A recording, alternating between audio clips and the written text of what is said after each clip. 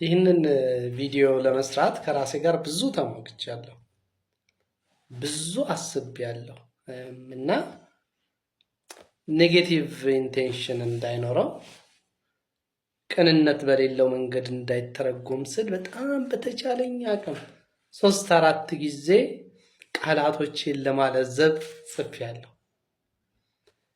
ክቡርነቶ ጥያቄን የምጠይቁት የኢትዮጵያ ሕዝብ ምንድን ነው የበደሉት? ለምንድን ነው በዚህ መጠን የጠሉን? ለምንድን ነው በዚህ መጠን የናቁ? ሁላችንም መጀመሪያ ደግፈኖት ነበር። ብዙዎቻችን መካከል ላይ ተቸግረው ነው ብለን ስንሟገት ነበር። በጣም ጥቂቶች አሁንም ይሄ ሰውዬ ተስፋ አለው እያልን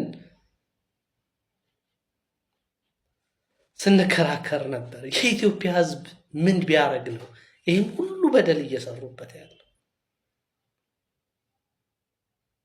ይህን ጥያቄ የምጠይቀው ፍጹም በአክብሮት ነው፣ በሙሉ አክብሮት። የኢትዮጵያ እናቶች ይራቡ ዘንድ የፈረዱባቸው ስለምንድን ነው? ኑሮ ውድነትን በዚህ መጠን የጨመሩት ለምንድን ነው? አይኖ ዋጋ ከፍለን አገር ትደጊሉን ይሆናል። ግን እኮ የቀበሌ ሊቀመንበሮቹ እና ሹማምንቶቹ በቀን 10 ጊዜ ስጋ ቤት ነው የሚታዩት። ክቡርነቱ ዋጋ እየከፈለ ያለው ልጆቹ እየሞቱበት ያለው እኮ ማህበረሰቡ ነው። የሚበላው አጥቶ ተስፋ የቆረጠው እኮ ህዝቡ ነው። እንዴት አይነት በደል ብንበድሎት ነው እንደዚህ የጠሉ? በምን ምክንያት ነው በፊቶት ሞገስን ያጣ ነው? የኢትዮጵያ ህዝብ ያን ሁሉ ፍቅር ሰጥቶት ሰኔ 9 ቀን ለእርሶ የተወረወረ ቦምብ ለቅሞ ሞቶሎት ምንድን አድርጎ ነው እንደዚህ አይነት ኑሮ እንዲኖርበት የፈረዱበት? ክቡርነቱ ምን አይነት የህግ አስፈጻሚ ነው ያሉት? ምንም የማያውቁ ሰዎችን መንገድ ላይ የሚደበድቡ፣ ያለ ፍርድ ቤት ማዘዣ የሚያስሩ፣ ምን አይነት የቀበሌና እንትን ነው የሾሙብን? ጉቦ ሲቀበሉ አይናቸውን የማያጥቡ፣ ቢሮ ቁጭ ብለው ስለ ጉቦ የሚደራደሩ ሙሉ ሰራተኞቹ እንዴት ሌባ ይሆናሉ? ስለ መታወቂያው የነገሩንን ረሱት? ክቡርነቱ ንግድ ባንክ፣ መብራት ኃይል፣ ቴሌ ኮንስታንትሊ ዋጋ የሚጨምረው ህዝቡ ላይ ይህን ሁሉ ጫና የሚያሳድረው በምን ምክንያት ነው?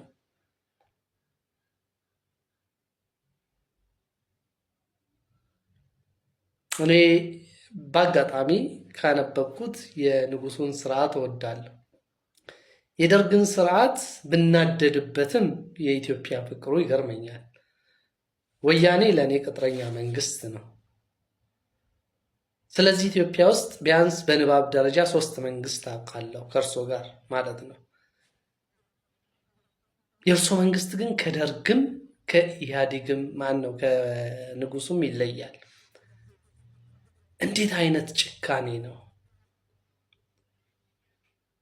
ዘርን ከዘር የሚያበጣብጡ ባለስልጣኖች፣ አቋም የሌለው ፓርቲ፣ የኑሮ ውድነት፣ ጦርነት፣ ሰላም ያጣ አእምሮ፣ ምን ብናደርጎት ነው ይህን ሁሉ የፈረዱብን? ግን የእውነት የሰላም እንቅልፍ ይተኛሉ? ክቡርነቱ በእግዚአብሔር ርኅራሄ እለምኖታለሁ። ያጠፋነው ነገር ካለ በዚህ ህዝብ ስም እኔ ይቅርታ ጠይቃለሁ። እባክዎትን ለእናቶቻችን ይራሩላቸው፣ ለአባቶቻችን ይራሩላቸው። የ600 እና የ700 ብር ጡረታ እየተከፈላቸው 3000 ብር የመብራት ክፈሉ ሲባሉ ያሳፍራል። አንድ ኪሎ ቲማቲም የዛሬ 5 ዓመት 3 ብር ነበር፣ ዛሬ 80 ብር ነው። መንገድ እየሰራን ነው ሊሉን ይችላል፣ ግን ብዙዎች እየሞቱ ነው። ክቡርነት እባኮትን ስለ እግዚአብሔር ሲሉ ለዚህ ህዝብ ይራሩለት። እኔ ራሴን አዋርጄ በእግሮት ፊት ወድቄ እለምኖታለሁ። እኔ በትዕቢት አላምንም። ከባለስልጣን ጋር በመጣላት አላምንም።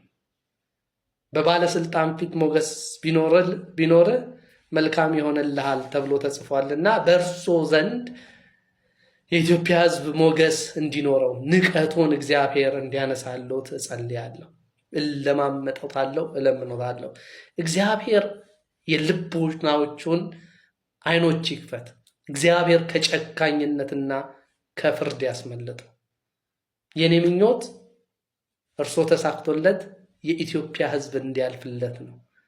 ግን አሁን ባሉት ማይንድ ሴት፣ አሁን ባሉት ሜንታሊቲ እቺ ሀገር የማትወጣበት መቀመቅ ውስጥ እየገባች ነው። እባክዎትን ባለስልጣኖቹን የያዙልን ንግድ ምናምን ይቁምና የሀገርን ኢኮኖሚ ያረጋጉ። የሚሰሩት ነገሮች የበቀል እንጂ የስሌት አይመስሉም። እና እባክዎትን ክቡርነቱ በብዙ አክብሮት ነው የምለምኖት። እግዚአብሔር ኢትዮጵያን ይባርክ። እግዚአብሔር የልቦናዎችን አይኖች ያብራ።